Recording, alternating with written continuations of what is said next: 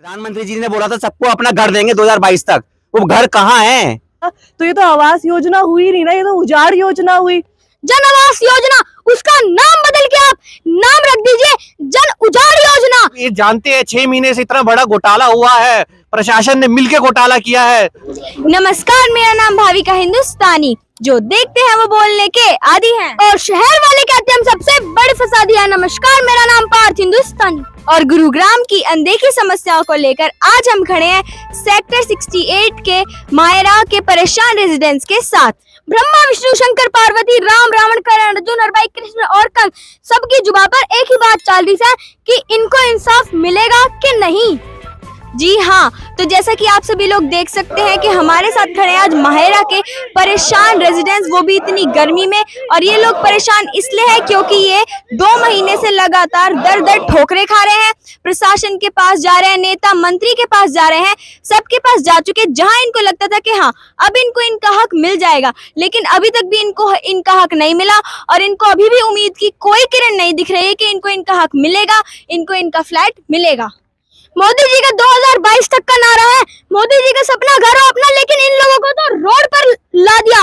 अब इनके साथ ये धरने पर ये इनके बच्चे भी है और जिनकी स्कूल जाने की उम्र है वो इनके साथ धरने पर बैठे हैं क्योंकि इनको भी अपना घर चाहिए। और तो और ये पागल है क्या, ये सारी रेजिडेंट पागल है कि ये रोज ना रोज कोर्ट कचहरी के चक्कर काट रही है। अब गलती बायर की है, पर उस प्रशासन के अधिकारी की है जिसने फेक कागजात एक्सेप्ट करे हैं। आप जुर्माना उन पर लगाइए ना, इनको क्यों दुख दे रहे हैं, आप क्यों इनकी दुख के हकदार बन रहे हैं। जी बिल्कुल, मतलब प्रशासन को अगर किसी भी इंसान का छज्जा जरा सा बाहर निकल जाए ना तो जब ही पता लग जाता है कि भाई उसका छज्जा बाहर निकल गया, जेसीबी ले जाकर उसका छज्जा तोड़ दो। लेकिन यहाँ प्रशासन के कानों पर जू तक नहीं रहेंगी। जब बिल्डर ने पेपर्स जमा करे कि ये इलीगल है, ये फ्रॉड है, फेक, ऐसा कुछ नहीं। अब 8-10 साल बाद जाकर प्रशासन अपनी इस कुंभकर्ण की नींद से जागा है और उसको अभी याद आ रहा है कि ये सब तो फ्रॉड है।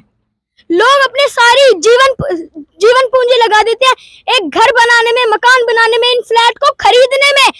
इस सिचुएशन को देखकर तो एक शेर याद आया, लोग टूट जाते हैं एक मकान बनाने में, लोग टूट जाते हैं एक मकान बनाने में और आप जरा सा तरस भी नहीं खाते इन लोगों की बस्तियां गिराने में।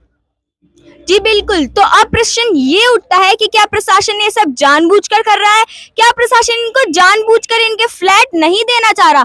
तो चलिए अब ये सब पूछते हैं माहिरा के परेशान रेजिडेंट से। और भाई अब रिजाई पे से लियाफ्ता रंगे जी, तो आप हमें बताइए आप क्या क्या संघर्ष कर रहे हैं, कहाँ कहाँ जा चुके हैं।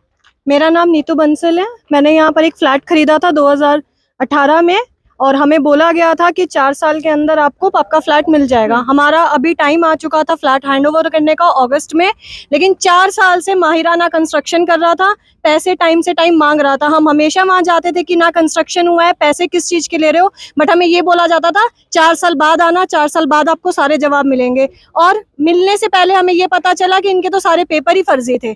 उसके बाद डीटीसीपी ने हमें बोला कि आप हमारे पास आओ, अपने सारे प्रूफ दो, हम आपको 15 दिन के अंदर अंदर कोई ना कोई निर्णय देंगे। लेकिन 15 दिन में तो वहां के सारे ऑफिसर्स का ट्रांसफर ही कर दिया।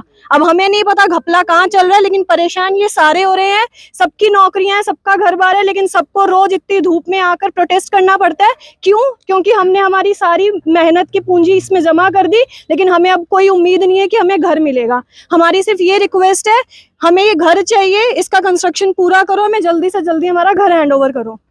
जी धन्यवाद। तो आप देख सकते हैं कि यहाँ के ये जो रेजिडेंट्स है ये कितने ज्यादा परेशान हो चुके हैं, कितने ज्यादा। जी तो अब आप हमें बताइए। जी मेरा नाम ध्रुव है, मेरा नाम ध्रुव है और देवेंद्र जी एडिशनल चीफ सेक्रेटरी जी के यहाँ पे केस चल रहा है माहिरा 68 का। हम सर से यही रिक्वेस्ट करते हैं, सर जजमेंट जल्दी से जल्दी दीजिए। 6 महीने हो गए, हमारा घर, हमारी कंस्ट्रक्शन होल्ड पे है। अगर ऐसे ही चलता रहा तो 4-5 साल बाद हमें ये प्रोजेक्ट मिलेगा। अगर महिरा ने कुछ गड़बड़ करी थी, महिरा के पेपर फर्जी थे, तो इसमें डीटीसीपी के भी इन्वॉल्वमेंट थी। डीटीसीपी के बिना निगरानी के कुछ नहीं हो सकता। अगर आपके डिपार्टमेंट ने गलती करी है तो उसको सुधारिए, महिरा पे जो पेनल्टी लगानी है पेनल्टी लगाइए, महिरा का लाइसेंस रिस्टोर करिए और ये प्रोजेक्ट जिससे महिरा बना सके। हम सालों साल 5-5 साल वेट नहीं कर सकते। यहाँ पे बायर्स गरीब 25-25 लाख रुपए दे के हम ईएमआई भी भर रहे हैं, रेंट भी दे रहे हैं, धक्के खा रहे हैं। ना तो आज तक पांडुरंग जी हमसे मिले हैं, ना ही सीएम खट्टर जी हमसे मिले हैं, ना ही दुष्यंत चौटाला जी हमसे मिले हैं। सारे अधिकारी जब ये जानते हैं 6 महीने से इतना बड़ा घोटाला हुआ है, प्रशासन ने मिलके घोटाला किया है, तो बायर से मिलिए। बायर्स बहुत परेशान है, धड़ धड़ हम रोज आके रोड्स पे प्रोटेस्ट कर रहे हैं। प्लीज हमारी रिक्वेस्ट है, इस प्रोजेक्ट को स्टार्ट करिए, महिला को प्रोजेक्ट दीजिए। जी, तो जब माहिरा वाले रेडी हैं तो प्रशासन क्यों आखिर एक्शन नहीं ले रहा है? सर नमस्कार, मेरा नाम लक्षित है। मैं 68 माहिरा 68 का बायर हूँ और यहाँ पर प्रोजेक्ट में मैंने 4 साल पहले पैसे लगाए थे। सब कुछ अपना जोड़ जाड़ के इकट्ठा करके यहाँ पर मैंने पैसे लगाए थे। प्रधानमंत्री जी के लिए मैंने पैसे लगाए थे। प्रधानमंत्री जी ने बोला था सबको अपना घर देंगे 2022 तक। वो घर कहाँ है? कब मिलेगा मेरे को मेरा घर? मैं रेंट भी दे रहा हूँ, EMI भी दे रहा हूँ और बाकी यहाँ पर प्रोटेस्ट में भी आ रहा हूँ और अपना ऑफिस भी छोड़ रहा हूँ। ऑफिस में भी मैं छोड़ के आता हूँ तो मेरी वहाँ पर पेनल्टी लगती है और वहां से आता हूँ तो मेरे को वहां पर भी पैसे खर्च करने पड़ते हैं। यहाँ पर भी लोगों के साथ धक्के खा रहा हूँ। छोटे छोटे बच्चे आए हुए हैं, फैमिली आई हुई है। हमें हमारा घर कब मिलेगा? ना CM खट्टर साहब कुछ कर रहे हैं, ना DDC भी कुछ कर रहा है। गलती करी DDCP ने या माहिरा ने, तो हम क्यों भुगते हैं? हमने पैसे पूरे दे दिए, हमारा घर दो। 4 साल की ड्यूटी है ना आपको घर देने के लिए। अगर वो नहीं देते तो प्रशासन देना हमारा घर। कौन देगा घर?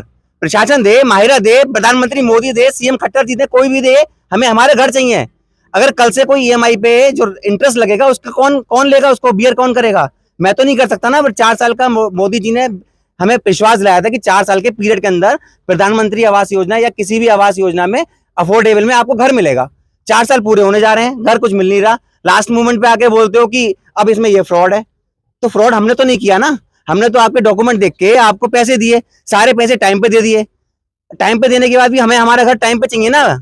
गिव एंड टेक वाली बात होती है ना। हम अपना ऑफिस छोड़ के यहाँ धक्के खा रहे हैं, क्यों खाएं? अब लोग यहाँ के इतने परेशान हैं मोदी जी, मुझे तो लग रहा है जो आपकी योजना थी ना, जन आवास योजना, उसका नाम बदल के आप नाम रख दीजिए जन उजाड़ योजना। और इस सारी गलती आई प्रशासन की, जिस अधिकारी ने फ्रॉड पेपर लिए थे फिर बाद में तो कहते हैं इल्लीगल है, फ्रॉड है।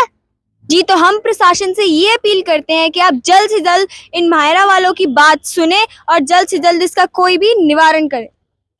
तो अब इस DTCP का कहना है कि डॉक्यूमेंट्स फ्रॉड है, रेरा कह रहा है रेरा के अकाउंट में पैसे नहीं है, तो ये सारी जिम्मेदारी बायर्स की नहीं है। अब 2022 में आके उनको रियलाइज हो रहा है कि डॉक्यूमेंट्स गलत है और उनको लाइसेंस कैंसिल कर देना चाहिए।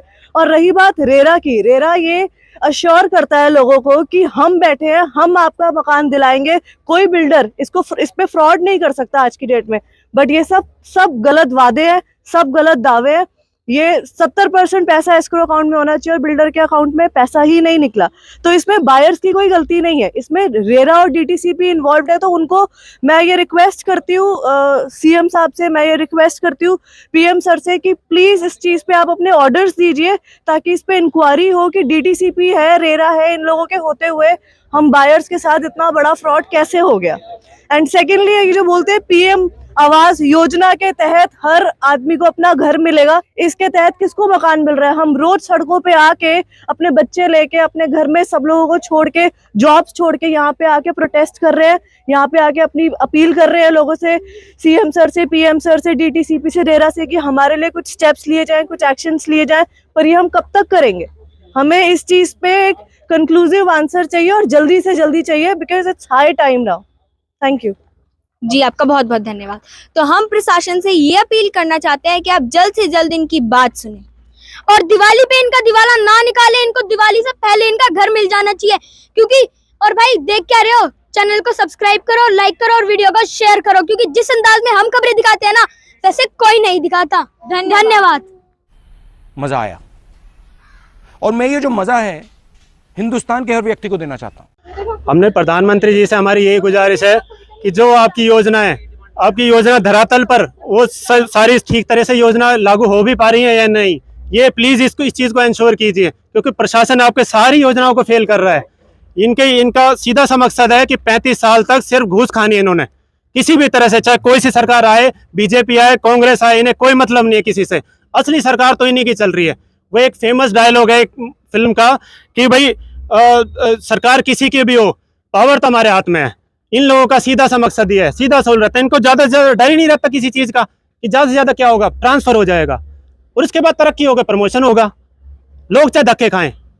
मेरी हरियाणा के जो CM खट्टर साहब, उनसे ये रिक्वेस्ट है कि सर आपके गवर्नमेंट में क्या काम हो रहा है आप जरा देखिए आप बड़े बड़े वादे करते हैं जनता से, लेकिन आपके जो नीचे ऑफिसर्स हैं, जो डिपार्टमेंट्स हैं, क्या आपको पता है क्या काम कर रहे हैं और किस तरह से काम कर रहे हैं? इनके चक्कर में आपका वोट बैंक तो जाता है, आपको गवर्नमेंट को भी लोग उल्टा सीधा गालियां देते हैं। आपसे मेरा रिक्वेस्ट है, प्लीज आप जागिए और इन लोगों को भी आंखें खोलिए, इनको बोलिए कि प्लीज आप काम करिए, थोड़ा सा जो आपको रिस्पॉन्सिबिलिटीज दी गई हैं उनको प्रॉपर तरीके से काम करिए, उनको करिए पूरा।